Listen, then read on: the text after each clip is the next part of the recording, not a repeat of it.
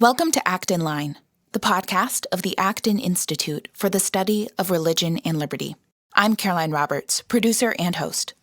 Before I jump into a quick breakdown of the topic we'll be covering this week, I wanted to let you know that applications just opened up for Acton University 2020. Acton University is Acton's largest annual conference, and this year it takes place June 16 through 19. Now, if you're anything like me, maybe when you hear the word conference, you hesitate a bit. A lot of conferences tend to consist of the same things. They tend to be echo chambers for groupthink, and a lot of people go just to add professional contacts to their roster. And that's why I love Acton University, because it's not like that. And I'm not just saying this because I work at Acton. The first time I attended Acton University, I was in college and was pursuing an English major. And while I loved studying literature, there were still some tools in my tool belt that I needed for life. For instance, how to think clearly about economics. And that's what Acton University provided me with. And not only did Acton University help me understand how to think economically, but it taught me how to do so within the context of understanding who the human person is. The course lecturers helped me connect the dots to address questions like, does economics and religious liberty have anything to do with each other? And how does someone's view of the human person affect the way they approach governance and economics? There are classes both at the 101 level and for people who feel like they already have a good grasp on this stuff, on understanding both economics and what their faith has to do with it. Acton University features over 100 courses, over 50 distinguished speakers, and over 1,000 participants, who, by the way, represented over 80 countries last year. You can learn more and apply today at university.acton.org. Now back to the episode.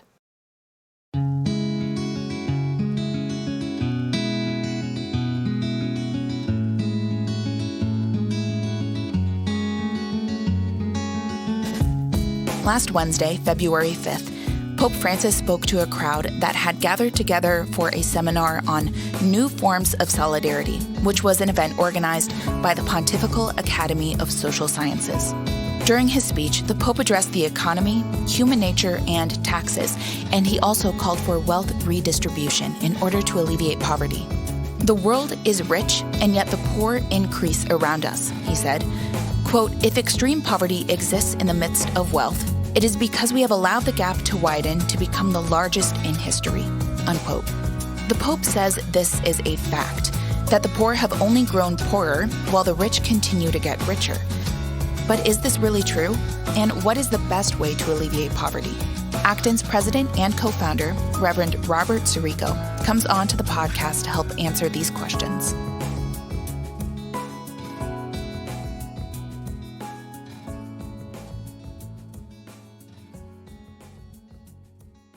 Welcome. My name is Dan Huger, librarian and research associate at the Acton Institute. Today I'm joined by Father Robert Sirico, president and co-founder of the Acton Institute. We'll be discussing some recent remarks Pope Francis delivered at a seminar on new forms of solidarity, organized by the Pontifical Academy of Social Communications. The Pope's remarks were short but wide-ranging, touching on issues of wealth and poverty, justice and taxation, banking and finance, sin and solidarity. The talk made headlines worldwide, characterizing it as the Pope's case for wealth redistribution. Father Robert, welcome to Acton Line. Of course, it's always great to be back. Thank you. Now, Pope Francis has a knack for making headlines. Is there something about the papacy as an institution, this Pope in particular, or perhaps just the nature of the media today that fuels this sort of interest? Well, I think it's a combination of several factors. First is the reality of the papacy. I mean, it's the longest ongoing institution on the planet.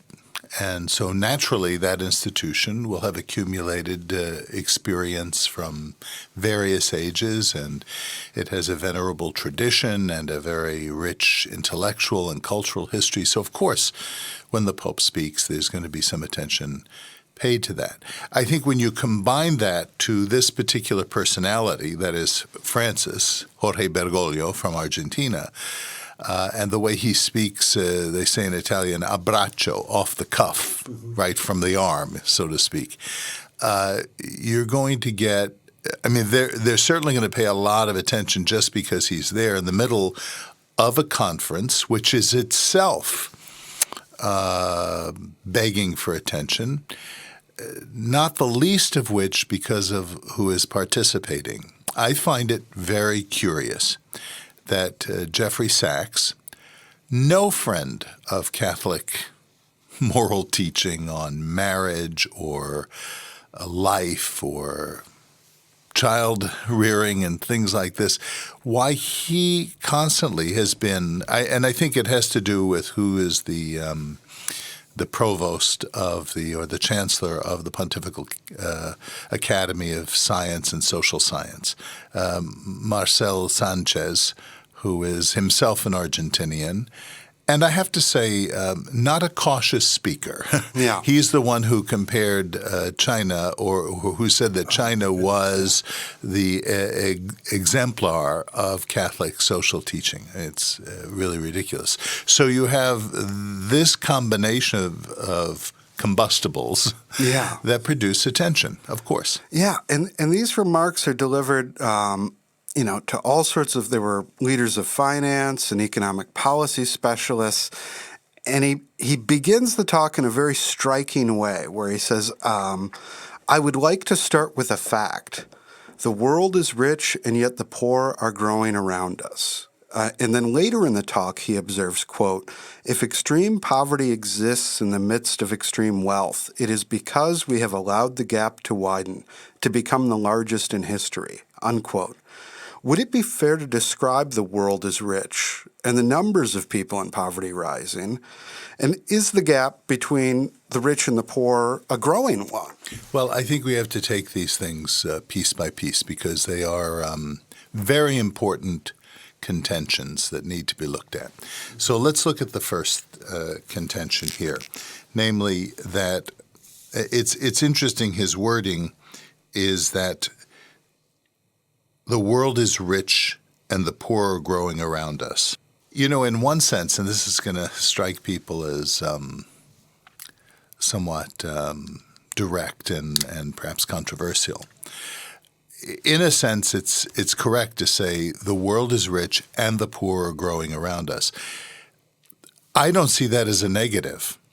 I think the alternative to the poor growing around us is having less poor people, not by virtue of them being made better off economically, but by virtue of them not even surviving childbirth. The fact that there are larger numbers of people, the very existence of more human beings on the planet is an indication that something's going right, that human life is being supported, sustained, perpetuated.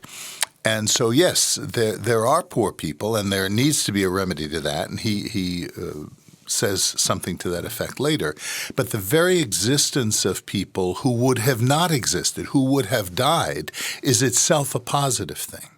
Now, there's another contention that he makes, and it's he uses the language very cautiously, but the impression you get is that he's saying that the gap between the rich and the poor is poverty. That is, the very existence of a gap is the proof that poverty itself is growing. Not just that there are more poor people, but that the poor themselves are getting poorer. And that is not true. By every analysis we have, by all of the international institutions that analyze wealth creation and poverty, we see that the poor are better off now than they were 10 years ago, 50 years ago. That's a positive thing. That's a good thing. The question now is, what causes that? And if we can get to the answer to that, then we can get to the answer of the solution to poverty, which is a subject that he brings up a little bit later in his speech. Yeah.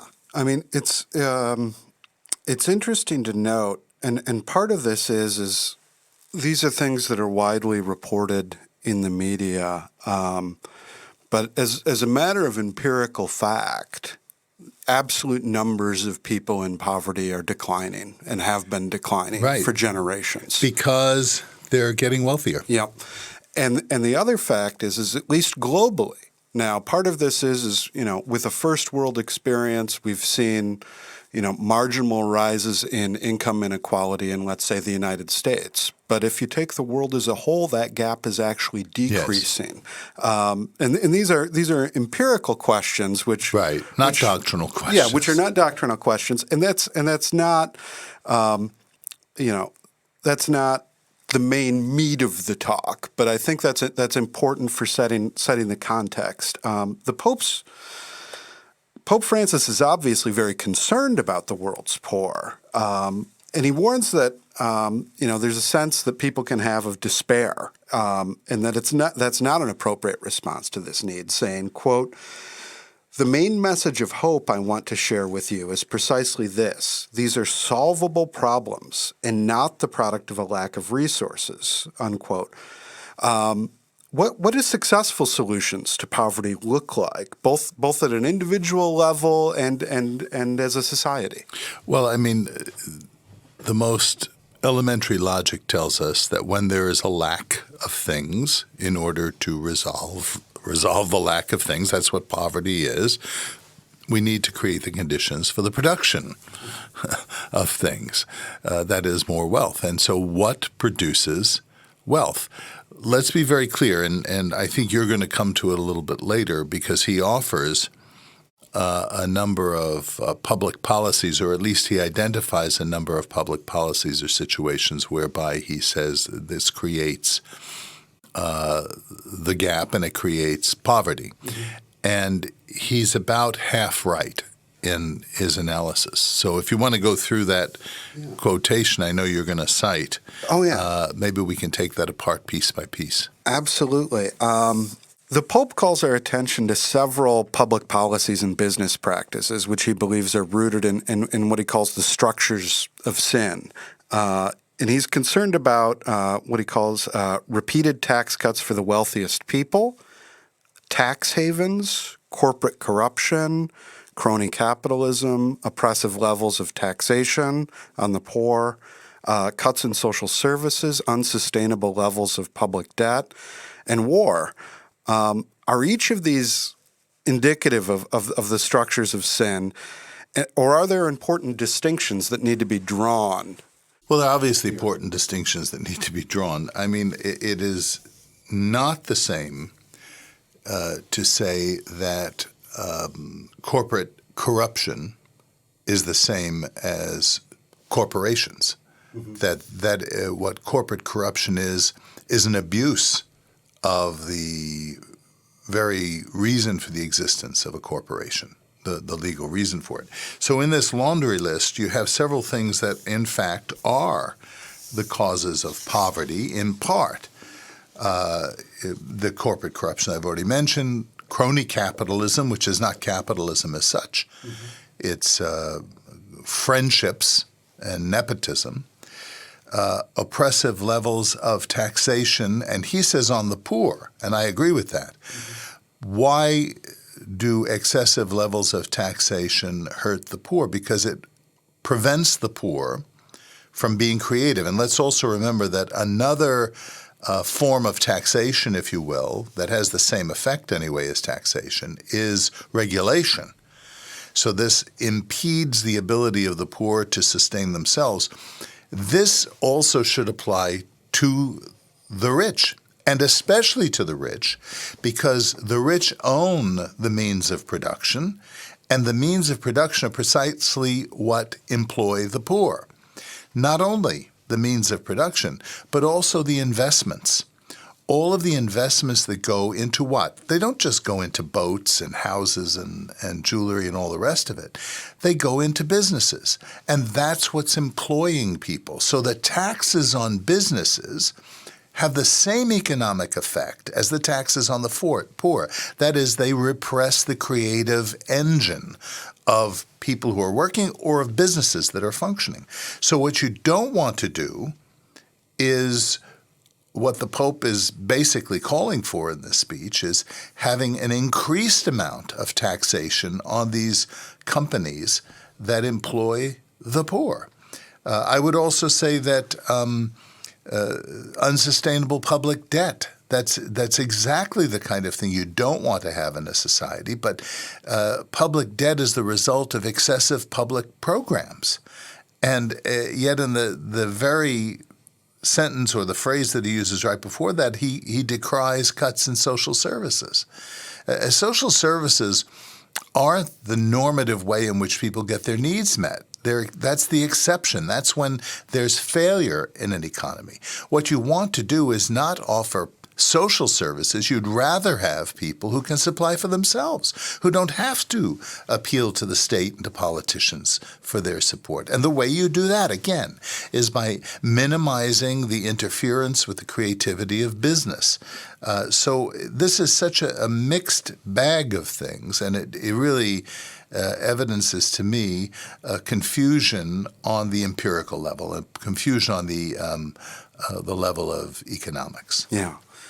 Now, Pope Francis invokes the language of Pope St. John Paul II, calling our attention when he talks about these things. He talks about them in terms of the structures of sin. And this is something from Pope John Paul II's social encyclical on social concern.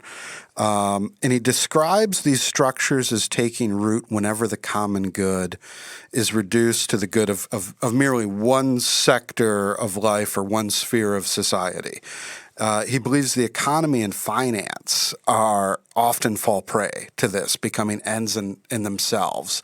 Is this a concern that you share? Well, yes. I mean, first of all, I think the one nuance that's missing from this is that St. John Paul II was very clear in making a distinction between the structures of sin and the relationship of personal sin to the structures of sin. Mm-hmm. So it's not just an abstraction.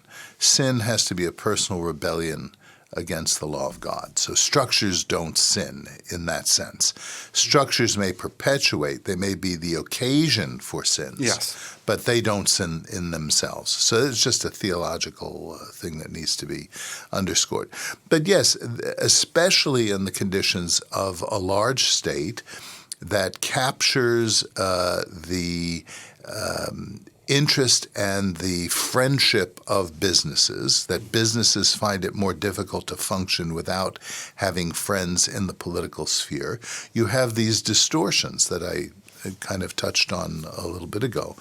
And these are the things that distort all of the economic signals that make for economic productivity. Whether it's wages or the costs of goods and services, and the basic rise in well-being on the part of people. That's the common good. The common good isn't a kind of socialist utopia. It's a set of conditions, a set of preconditions or benchmarks that indicate the society is functioning well because it's functioning in a moral sense, with a moral sensibility, and also economically. Yeah, but also in a sense beyond economics. And yes, economics is one of those essential parts of what makes the realization of the common good possible. It is, but it's not sufficient for the realization. No, it's not sufficient. You can have somebody well-fed. It's like the stories we've all heard of the children who were in orphanages, who were found to be in orphanages in Central Europe under communism. They were fed. They had medical care. They had warmth. They actually sometimes would tie bottles to the cribs, and the children could drink out of the bottles. But what they didn't have was love and attention and holding and cuddling and especially looking at a person who was taking care of them.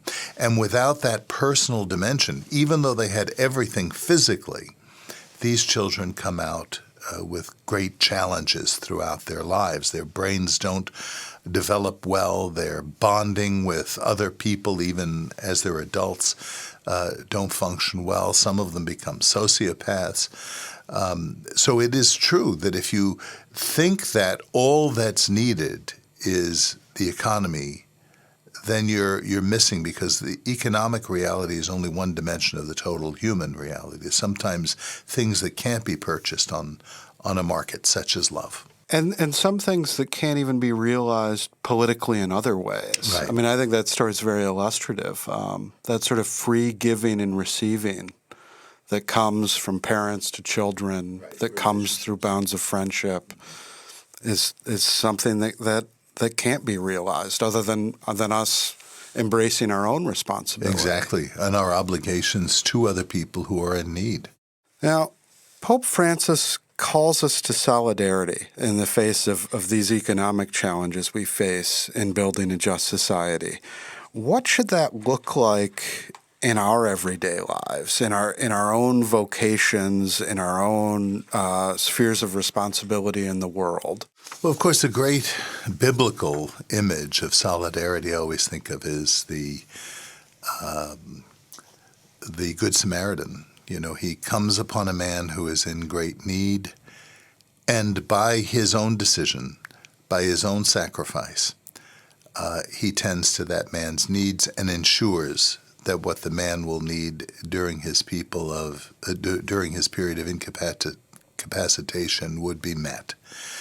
This is a human act of solidarity. Notice that it's not political; it's social. And I think while there is place for the political, that is not the first place. It should not be the primary place. It should not be the thing that we turn to first. We should allow opportunities for people to act as neighbors to those in need, to use the phrase that St. John Paul II uses when he's describing the principle of subsidiarity.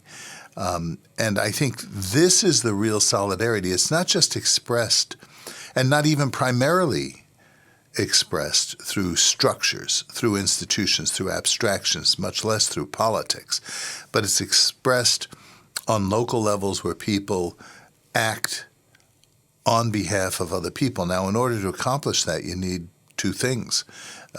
You need the resources to do it. People themselves, the Good Samaritan himself, was it Margaret Thatcher's great phrase, you know, we wouldn't remember the Good Samaritan if all he had were good intentions. He also had money. Mm-hmm. So if he himself, who was a businessman evidently, he was going to trade, he had enough resources to be able to share with this man. But it's not just that. It's also the moral formation, and this is especially the case with young people, to teach young people early on this notion of solidarity, this notion of empathy. Solidarity meaning the recognition of ourself in another person. So when a person's in dire need, we recognize that is us. That is our own. There, but for the grace of God go I, and then we act upon that. So you need both the moral formation of solidarity and the economic formation of prosperity. One of my favorite quotes of Lord Acton, where he talks about differing notions of freedom between modern conceptions and that of the church, and he talks about the church's conception of freedom being that of a society beyond the state and of individual souls above it. And I think that gets to the root of one of the distinctions that you were trying to make earlier in the writings of Pope St. John Paul II. In his encyclical that Pope Francis references, The Social Concern, he talks about the structures of sin, but he makes note of, and this is from paragraph 36, he talks about that the structures of sin, quote, are rooted in personal sin, and thus always linked to the concrete acts of individuals who introduce these structures, consolidate them, and make them difficult to remove. And thus they go stronger, spread, and become the source of other sins, and so influence people's behavior. Exactly. So the way to turn that around, is there a similar sort of virtuous cycle? Yes. Yeah. Yes. That's called, of course, Aquinas describes it as the habituation of virtue, that we first look to a virtuous person and then emulate that, and then we practice on a regular basis acts of virtue, the end of that process is that we ourselves become virtuous. So the very habituation of virtue, or the habituation of practicing acts of virtue, make us virtuous, not because we're deciding every time to be virtuous, but because it's become a habit, it's become a culture. In order to do this, and this is what is of great concern to me, in order to do this, we have to have institutions and cultures in society that allow people to be challenged on a moral level, allow people to be formed.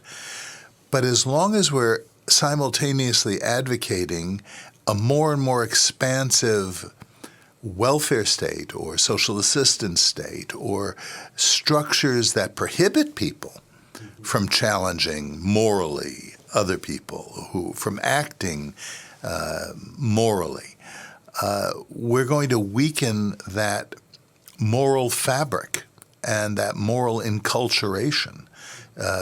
You quoted Acton. I'm thinking of a quotation from Tocqueville, which I won't get exact, but he says, how will we escape if at the same time that we relax the political grasp, we don't increase the moral? If the moral grasp in society is not strengthened in proportion to the political being weakened, then society itself, he says, will not be able to escape such a destruction. Now, there's a way in which that's scary, the way in which we see growing state power and see the weakening of social institutions, business, community life. But there's also a way... All of which can be morally formative, yes, by the way, not just economically productive. Oh, yeah. But it's also encouraging in that by acting virtuous, by putting our time and our energies into those institutions, into doing the right thing, that itself works in a way to strengthen that social power and is a bizarre, I mean, we don't, when we think about struggling for social justice, we think about, standing at picket lines or demonstrating or voting a particular way.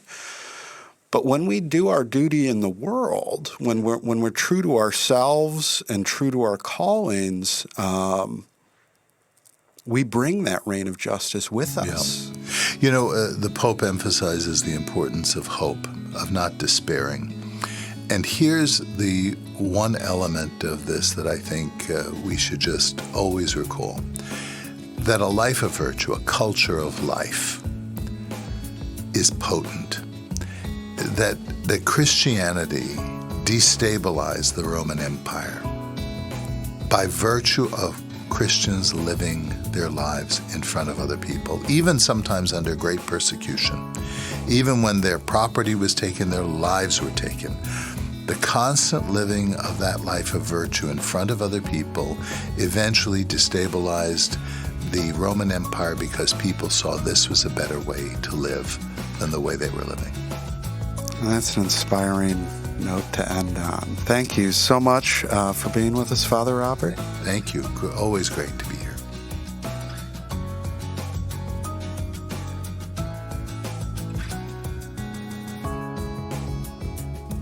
As always, thank you so much for listening today. Our podcast team loves putting this show together for you every week, and it's so encouraging to hear back from our listeners.